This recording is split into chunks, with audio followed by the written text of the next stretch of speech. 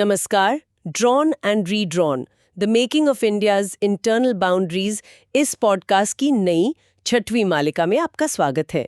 ये podcast India state stories प्रकल्प का एक हिस्सा है जो पिछले 150 वर्षों में भारत की आंतरिक राजनीतिक और प्रशासनिक सीमाओं में आए बदलावों का अध्ययन करता है। ये प्रकल्प पुणे स्थित फ्लेम विश्वविद्यालय के centre for legislative education and research के सहयोग से संचालित किया जाता है।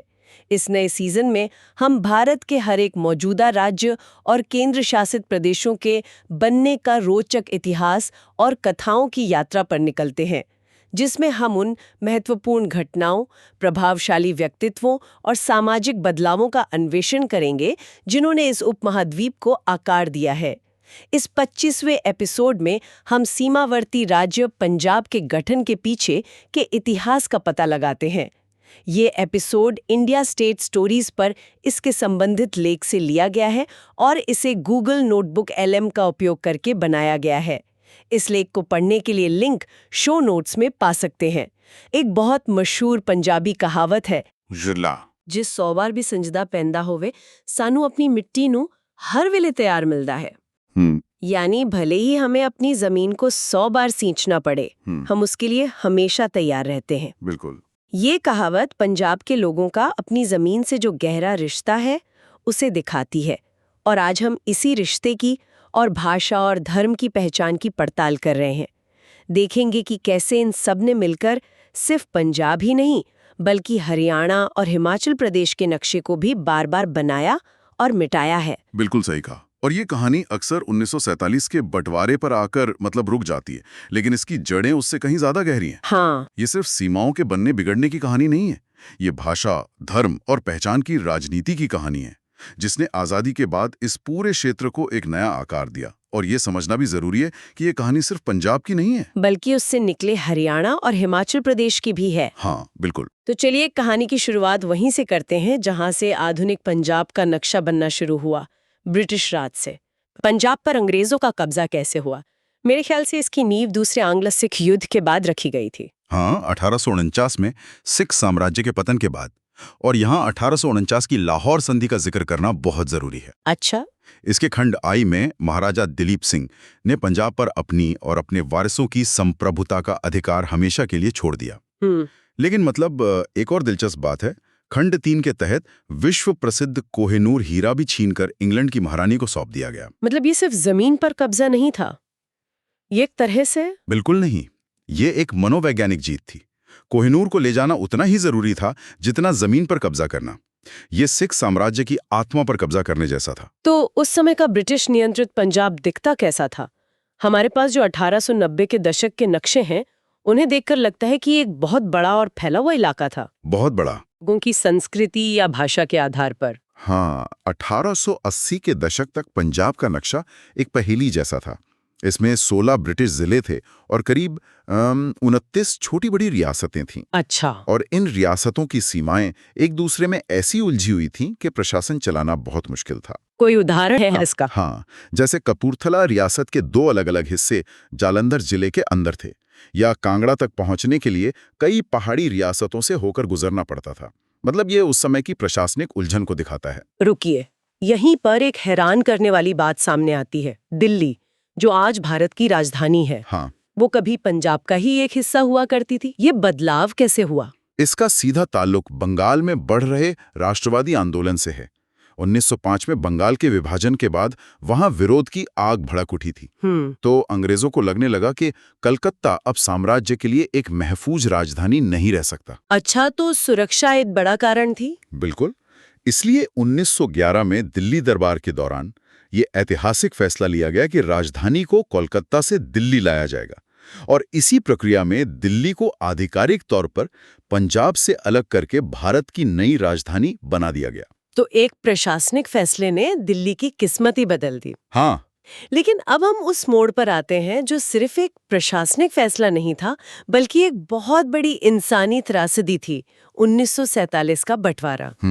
इसने पंजाब के नक्शे को हमेशा के लिए कैसे बदल दिया? 1947 में खींची गई रैटक्लिफ रेखा ने पंजाब को 2 टुकड़ों में चीर दिया। पश्चिमी पंजाब पाकिस्तान का हिस्सा बना और पूर्वी पंजाब भारत का। और ये सिर्फ नक्शे पर एक लकीर नहीं थी। बिल्कुल नहीं, ये एक भयानक तबाही थी। हमारे सूत्र बताते हैं कि इस बंटवारे में हुई हिंसा में करीब 20 लाख लोग मारे गए। 20 लाख? हाँ, और लगभग 1 करोड़ लोगों को अपना घर-बार छोड़कर सीमा के आर-पार जाना पड़ा। इतिहास के सबसे बड़े विस्थापनों में से एक। और खासतौर पर सिख समुदाय के लिए ये एक बहुत बड़ा भूचाल रहा होगा।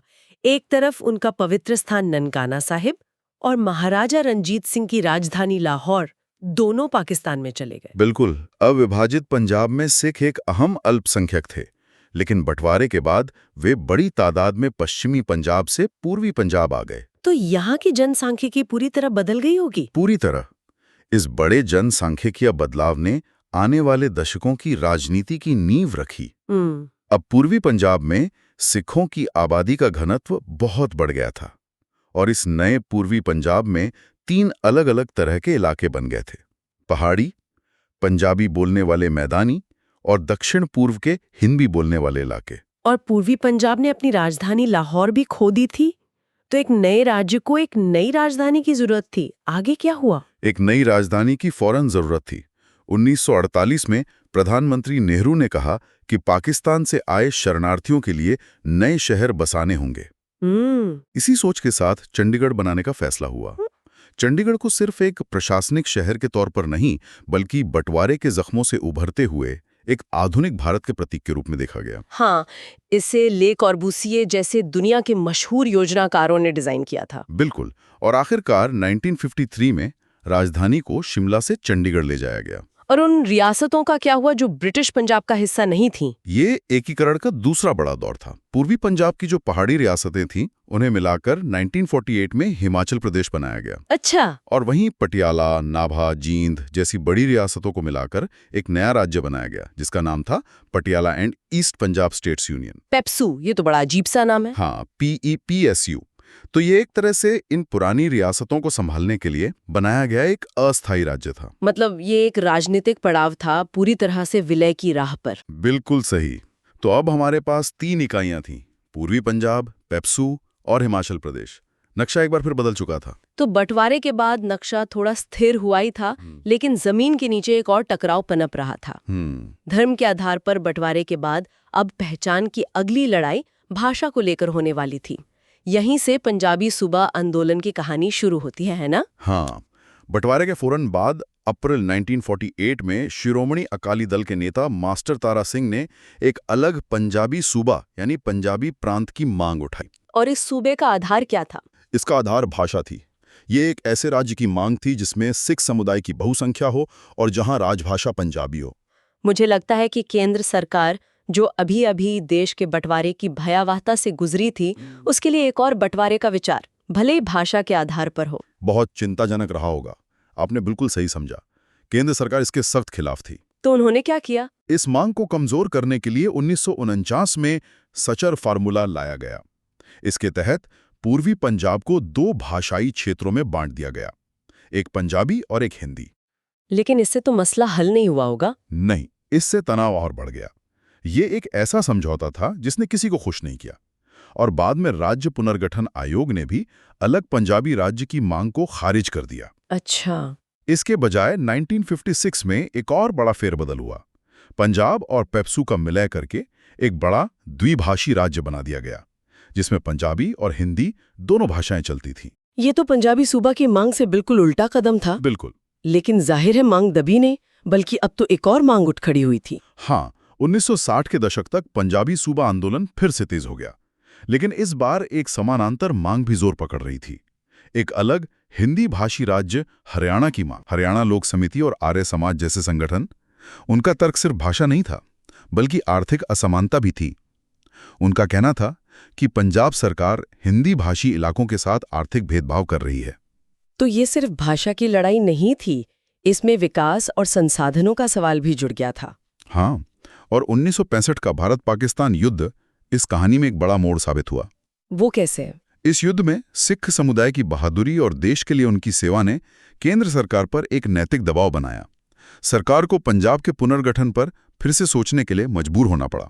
तो इन सभी आंदोलनों और राजनीतिक दबावों का नतीजा क्या निकला? आज का जो पंजाब, हरियाणा और हिमाचल का नक्शा है, वो कैसे बना? ये सब 1966 के पंजाब पुनर्गठन अधिनियम के साथ अपने अंजाम तक पहुंचा, जो 1 नवंबर 1966 को लागू हुआ। और इसके मुख्य बिंदु क्या थे? इसके 3 बड़े नतीजे निकले। पहला, पंजाबी बोलने वाले जिलों को मिलाकर एक नया छोटा पंजाबी भाषी राज्य पंजाब बनाया गया। ठीक है। दूसरा, हिंदी बोलने वाले इलाकों से हरियाणा राज्य का गठन हुआ। और तीसरा, जो पहाड़ी इलाके थे उन्हें हिमाचल प्रदेश में मिला दिया गया, जिसे उस समय केंद्र शासित प्रदेश का दर्जा दिया गया। और चंडीगढ़ का क्या हुआ? वो शहर जो खास तौर पे पंजाब की राजधानी के लिए बनाया गया था, वो तो एक अनोखी कश्मकश में फंस गया। हाँ, ये इस पुनर्गठन का सबसे अनूठा और विवादास्पद पहलू था। चंडीगढ़ को एक केंद्र शासित प्रदेश बना दिया गया। और ये पंजाब और हरियाणा दोनों की साझा राजधानी बन गया। बिल्कुल, एक ऐसी व्यवस्था जो आज भी कायम है और अक्सर विवाद का कारण भी बनती है। तो 1966 के बाद पंजाब अपने उस आधुनिक रूप में आ गया जिसे हम आज जानते हैं। इस लंबे और मुश्किल सफर की विरासत क्या रही है? इसकी एक दोहरी विरासत है देखा जाए तो। एक तरफ 60 और 70 के दशक में पंजाब हरित क्रांति का केंद्र बना, जिसने भारत को अनाज के मामले में आत्मनिर्भर बनाया। हाँ, भारत का अन्न भंडार कहा जाने लगा। बिल्कुल, लेकिन दूसरी तरफ इसके लंबे समय में बुरे नतीजे भी सामने आए, जैसे पर्यावरण से जुड़ी समस्याएं, पानी का स्तर गिरना और एक गहरा कृषि संकट जिससे राज्य आज भी जूझ रहा है। साथ ही 1980 के दशक की राजनीतिक उथल-पुथल ने भी आधुनिक सिख पहचान और क्षेत्रीय राजनीति को एक नया जटिल आकार दिया है। तो कुल मिलाकर ये सिख साम्राज्य के पतन से लेकर ब्रिटिश शासन, 1947 के बंटवारे के जख्म और फिर भाषा और पहचान के संघर्षों से गुजरकर एक नहीं बल्कि 3 राज्यों के बनने की कहानी है। हाँ, पंजाब, हरियाणा और हिमाचल प्रदेश। ये दिखाता है कि भारत की आंतरिक सीमाएं कोई पत्थर की लकीर नहीं बल्कि हमेशा बदलती रही हैं। बिल्कुल, और ये अपने पीछे एक बड़ा सवाल छोड़ जाता है। भाषा के आधार पर इन राज्यों का बनना उस समय की समस्याओं का एक हल माना गया था, लेकिन चंडीगढ़ का साझा राजधानी बने रहना और नदी के पानी के बंटवारे पर आज भी जारी विवाद ये दिखाते हैं कि नक्शे पर लकीरें खींच देना हमेशा पहचान, संसाधनों और राजनीति के उलझे हुए धागों को नहीं सुलझाता। अक्सर ये आने वाली पीढ़ियों के लिए नए सवाल और नई चुनौतियां खड़ी कर देता है।